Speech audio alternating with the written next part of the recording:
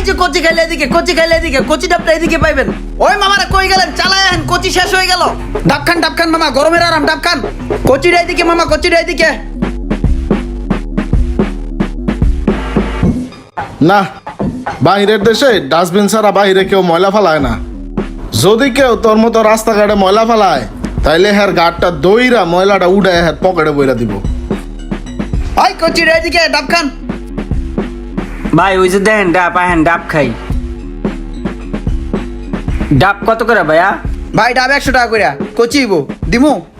100 টাকা হয়ে গেছে। সেই দিনও না এয়ারপোর্টের সামনে থেকে খাওয়া গেলাম 40 টাকা কইরা। আরে তুই হেদিন কস কে? তুই তো বিদেশ গেছিস, আরো 5 বছর হয়ে গেছে। 5 বছর আগের কথা কইতেছিস। এখন ডাব 100 টাকা করে। একটা ডাব খাওয়াস না বন্ধু? একটা ডাব খাই। একটা ডাব 100 টাকা, 2টা ডাব খাইতে গেলে 200 টাকা যাবো গা। 200 টাকা কামাইতে যে কতটা কষ্ট লাগে, আর এখন যদি ডাব না খাই তাহলে তো আমার কিপটা কইব। আচ্ছা একটা ডাব দেন। ঠিক আছে মামা, আপনি এই ডাবটা কাটটা দেন আমাকে।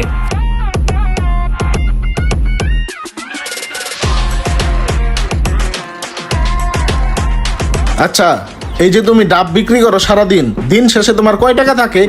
দিন শেষে মামা ঠিক নাই, কোনোদিন 1000 থাকে, কোনোদিন 1200 থাকে, আবার কোনোদিন 1500 থাকে। ও তাহলে তো ভালোই লাভ। এটা বানো করতে? এইটা বানি মামা বরিশালেতে। বরিশালের তো প্রত্যেক দিন নিয়ে আসো? না না, ওখানে আমাকে বাগান আছে, বাগান কিনে রাখি, সপ্তাহে একবার পুরো মাল লোড দিয়া ঢাকা লই। সপ্তাহে তুমি কয় হাজার টাকার ডাব আনো? এই ধরেন একটা রাখে 50,000 মাল আড়ে লই। আচ্ছা আচ্ছা আচ্ছা, এত কিছু জিজ্ঞাসি, কিছু মনে করো নাই তো? আরে না না মামা, কিছু মনে করে নেই। মামা একটা ডাব দেই, কচি ডাব আছে? না না ঠিক আছে। আরে দেই একটা। না না ডাব লাগবো না, ডাব খাইতেছে, সমস্যা নেই। মামাই মনে হয় চিপটা। কি যে কয়, ডাব খাইতেছে না। ধরো ডাবটা ফাইরা দাও।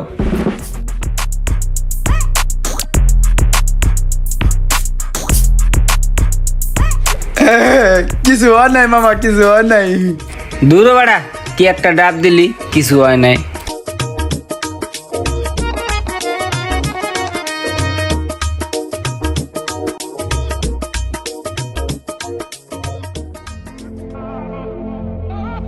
কি ব্যবসা যে করি, কি যে করবো কিছুই বুঝতেছি না।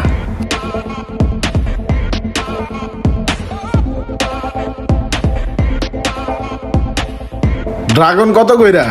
400 টাকা কেজি। আচ্ছা 1 কেজি দাও। এত দামি দামি ফল বিক্রি করেন, চলে কেমন? দিনকাল ঠিক মতন চলে? আসি ভাই, চলতেছি কোন রকম।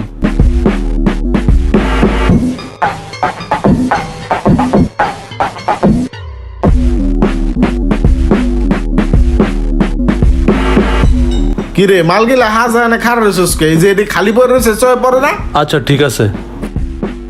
1 কেজি ডাল দেন দি। আর মামা আপনি এই জায়গায় কেমনে? ভালো আছেন? হ্যাঁ ভালো আছি। দোকান কার? আমারই। বয়ে থাকলে তো রাজার হালও শেষ হয়ে যায়, বুঝেন না? টুকটাক লয়ে বইলাম। না ভালো হয়েছে, 1 কেজি দেশি ডাল দেন। খালি ডাইলি লাগবো, আর কিছু লাগবো না? হ্যাঁ লাগে তো, এই শ্যাম্পু লাগবো, টিস্যু লাগবো, তারপরে ওই যে বিস্কিট লাগবো, চানাচুর লাগবো। আচ্ছা মামা ডাল কত কইরা? ডাইল তো 150 টাকা। কি কোন মামা, 150 টাকা দেশি ডাল? হ্যাঁ। এই পাশের দোকান তো আমি সব সময় নেই 130 টাকা কইরা। কেমনে বেছে 130 টাকা? আমি তো 130 টাকা ডাইল কিনা আনতারি নাই। হে মামা, তাইলে মনে হয় আপনি ডাল কিনা ধরা খাইছেন। আচ্ছা মামা তা থাকেন, আমার পরে কিছু লাগলে আমি নিমু, না লাগবো না। আচ্ছা আইন কিছু লাগলে। আচ্ছা। কিরে কাস্টমার মাল না নিয়ে চলে গেল? আরে বেটা আর কইস না, তুই বিত্তে আয়, তোর কাহিনী কইতাছি। কিরে কিছে তোর কাহিনী কি? আরে বেটা কাহিনী আর কি, কাহিনী বাস খাইছি এটাই আর কি। বাস বাস খাবি কি লেগে, কিছে?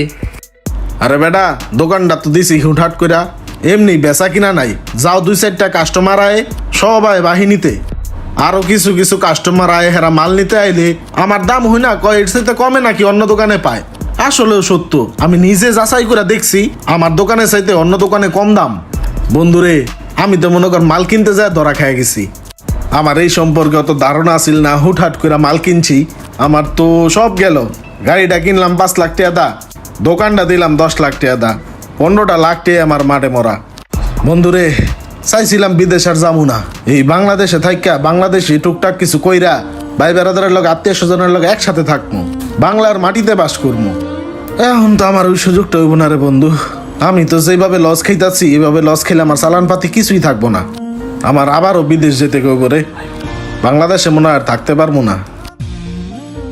কিছু কিছু প্রবাসী ভাইয়েরা আছেন যারা বাংলাদেশে আসার সময় একটা স্বপ্ন নিয়ে আসেন যে দেশে একটা ব্যবসা বাণিজ্য করেই থেকে যাবেন, কিন্তু তারা হুট করে না বুঝে ব্যবসা করে আবারও বিদেশের মাটিতে পাড়ি দেয়।